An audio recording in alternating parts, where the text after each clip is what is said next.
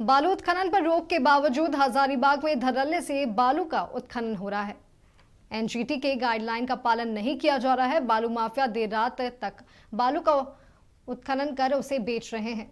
इससे झारखंड सरकार को राजस्व का नुकसान उठाना पड़ रहा है। चौपारण प्रखंड में 2 दिन के उजाले में ही बालू का उत्खनन किया जा रहा है, जिसका वीडियो वायरल हो रहा है। बता दें कि हजारीबाग के चौपारण, दारू और बड़कागांव प्रखंड में अवैध बालू का उत्खनन धड़ल्ले से किया जा रहा है, जो एनजीटी के गाइडलाइन को मुंह चिढ़ा रहा है।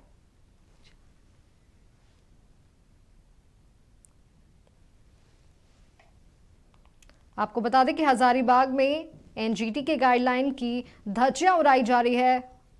बालू का अवैध उत्खनन धड़ल्ले से जारी है और इस पूरे वारदात पर प्रशासन मौन है।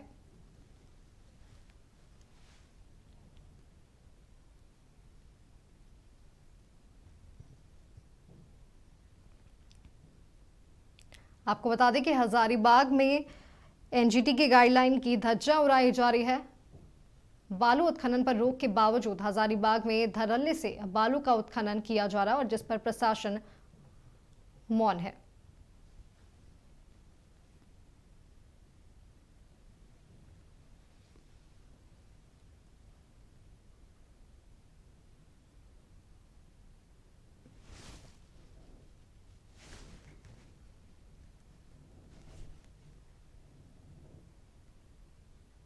अधिक जानकारियों के साथ हमारे सहयोगी आशीष हमारे साथ जुड़ चुके हैं। आशीष, हजारीबाग में एनजीटी के गाइडलाइन की धज्जियां उड़ाई जा रही है। बालू उत्खनन पर रोक के बावजूद धड़ल्ले से बालू का उत्खनन किया जा रहा है और जिस पर प्रशासन मौन बनी हुई है।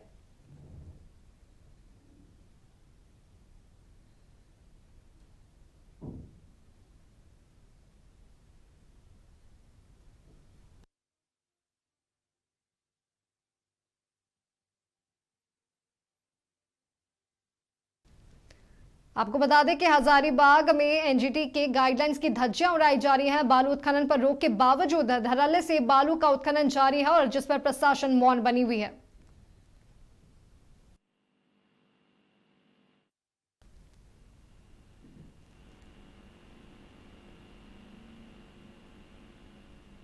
आशीष, आपको हमारी आवाज आ रही है? एकदम आ रही है जी, बताइए।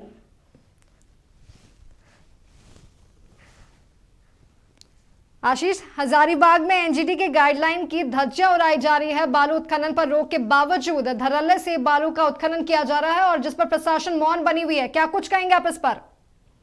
जी बताना चाहूंगा कि चूंकि एनजीटी का गाइडलाइन साफ तौर पर है कि बरसात के दिनों में जो है कि बालू जो है उठाव एकदम पूर्ण रूप से बंद रहता है, मगर जो बालू माफिया के जो लोग होते हैं वो हजारीबाग जिला के कई क्षेत्रों से बालू का उत्खनन करते नजर आ रहे हैं। खास करके रात के देखा जाए तो रात को 12 बजे के बाद से ही खिला शुरू हो जाता है। 12 बजे रात से लेकर 2 बजे 3 बजे सुबह तक जो है कि ये चलते रहता है। ऐसा नहीं कि बीच में प्रशासन ने कार्रवाई नहीं की थी, कार्रवाई की थी, परंतु कुछ सूचनाएं ऐसी होती हैं जो प्रशासन तक नहीं पहुंच पाती है और हम लोगों को ये सूचना मिले थे। हम लोगों ने कवरेज करके ये सूचना इसको जो अनुमंडल पदाधिकारी उन्हें हम लोग दिया तो उन्होंने आश्वस्त किया हमें कि जो कार्रवाई होती है एनजीटी एक्ट के जो उल्लंघन का जो मामला होता है उस पर कार्रवाई भी की जाती है। और जहां देर रात तक हमें सूचना प्राप्त हुई थी कि एसडीओ जो शैलेश कुमार है उन्होंने कार्रवाई भी की थी।